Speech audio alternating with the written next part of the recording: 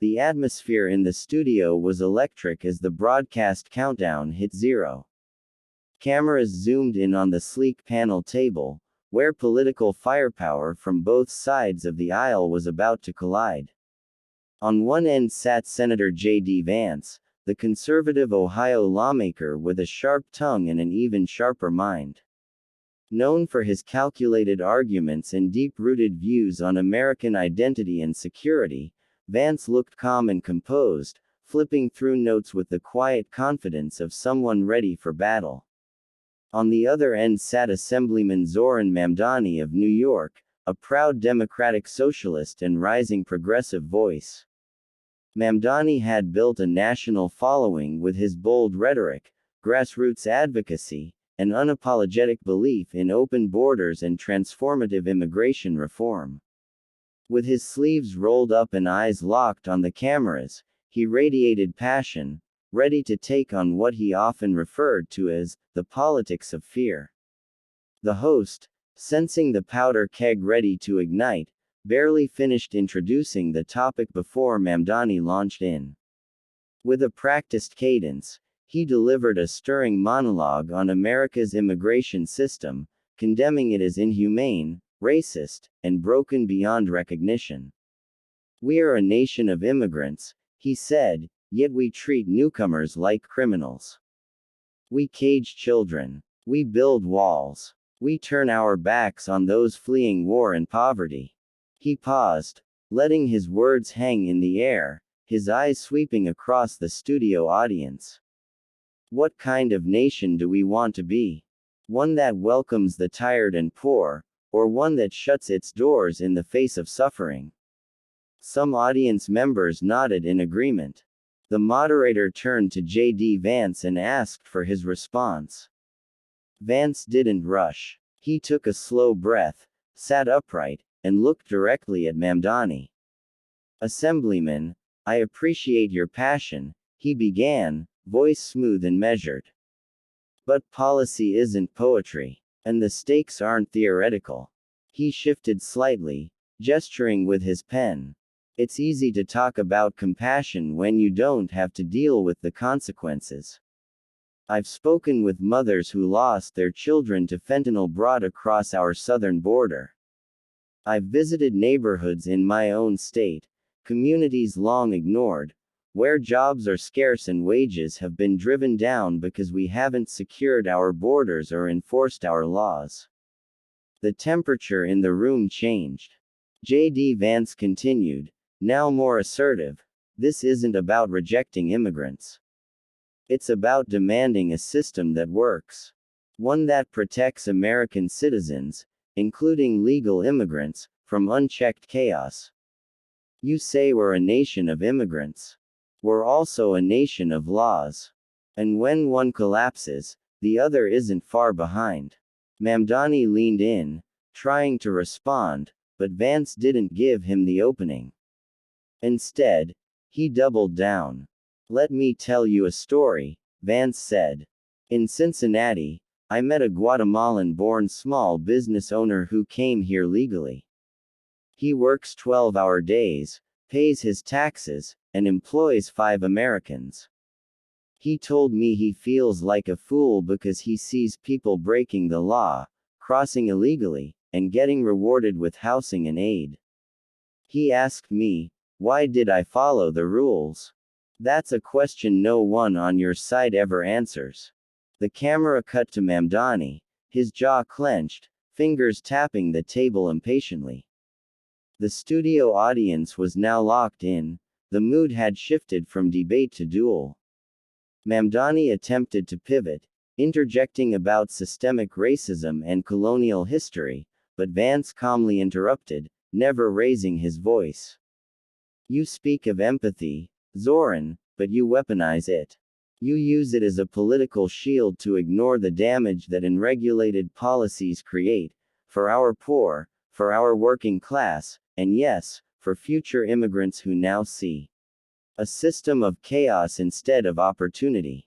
The studio, once vibrant with murmurs, fell into a quiet tension. J.D. Vance leaned forward one final time, his voice unwavering. I'm not against immigration. I'm against anarchy. And if we can't have an honest conversation about the cost of ignoring our borders, then we are not having a serious conversation at all. A few claps echoed through the studio, timid at first, then louder. The host, clearly caught off guard by the intensity of the exchange, stepped in to pause for a break. As the screen faded to commercial, the camera caught Mamdani, silent, shifting in his seat. J.D. Vance, meanwhile, calmly sipped his water, his point delivered, sharp, complete, and impossible to ignore. When the cameras came back from the commercial break, the tone had visibly changed. The moderator welcomed the viewers back, but her voice lacked the energy it had earlier.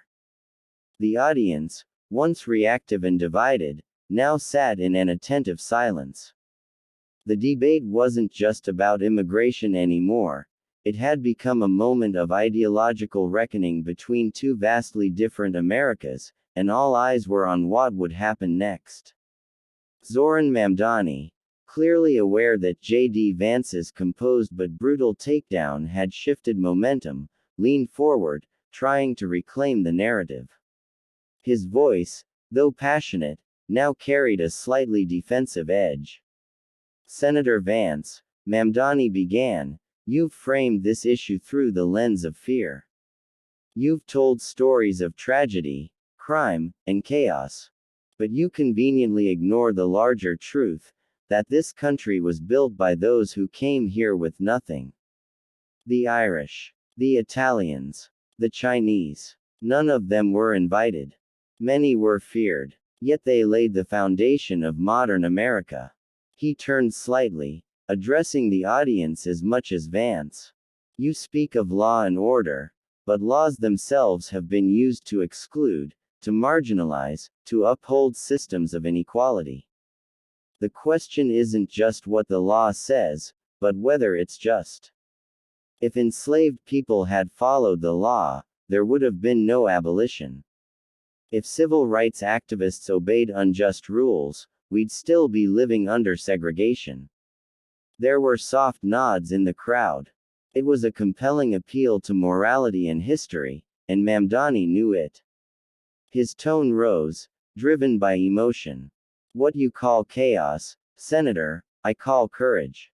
These people risk everything to come here, not to hurt us, but to live. And yes, some laws may be broken along the way, but laws without compassion are just cages in disguise. The audience responded with a scattering of applause. Mamdani smiled faintly, knowing he had landed some blows of his own. He turned back to J.D. Vance, eyes defiant. But Vance didn't flinch. He let the moment breathe, then leaned slightly toward his mic, speaking in a voice that was strikingly calm, too calm for the storm he was about to unleash. You quote history, Zohran, Vance said, but you rewrite it to serve your agenda. Yes, America was built by immigrants, but also by structure, by discipline, and by a system that demanded integration, not endless accommodation. The Irish and Italians you reference didn't expect the nation to bend to them. They worked, they sacrificed, and they became Americans. He paused, his voice still steady. You keep using the word, compassion, and I respect that instinct.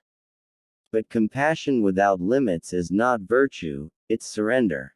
You talk about cages. Let me tell you what else feels like a cage. Living in a working-class neighborhood where your children can't walk to school safely.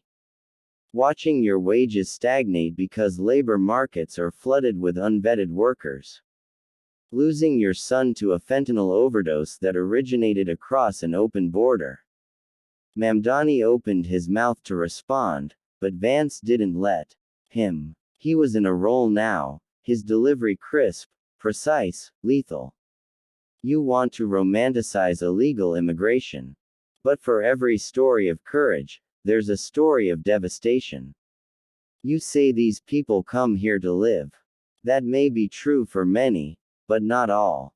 And our job as leaders isn't to roll the dice with our citizens' lives. It's to protect them. All of them. Black, white, immigrant, native born. Security is not xenophobia. And protecting your home doesn't make you a bigot, it makes you responsible. The room fell into complete silence. Then Vance leaned in for the final blow, staring straight at Mamdani. You call it xenophobia. I call it leadership. Because no leader watches his people suffer just to maintain moral optics. And if you think that's debatable, then maybe you're not fit to shape policy, only hashtags. The words echoed with brutal clarity. Mamdani sat frozen, his expression caught somewhere between stunned and speechless. For a few seconds, he seemed to be searching for a comeback, but found none. Even the moderator, caught off guard, stayed silent longer than usual before awkwardly thanking the panelists and beginning the wrap-up. Backstage, the buzz was immediate. Producers whispered, analysts texted frantically. Social media lit up within minutes. The clip of Vance's final line, "Maybe you're not fit to shape policy, only hashtags," spread like wildfire across platforms. Conservative circles hailed it as a rhetorical masterstroke. Even some centrist commentators admitted it was a devastating exchange. Meanwhile, Mamdani's supporters scrambled to frame the moment as a cheap shot, but the damage had been done. For all his energy and passion, he had been outmaneuvered, factually, emotionally, and rhetorically. It wasn't just a debate. It was a political knockout. And J.D. Vance had left no room for debate.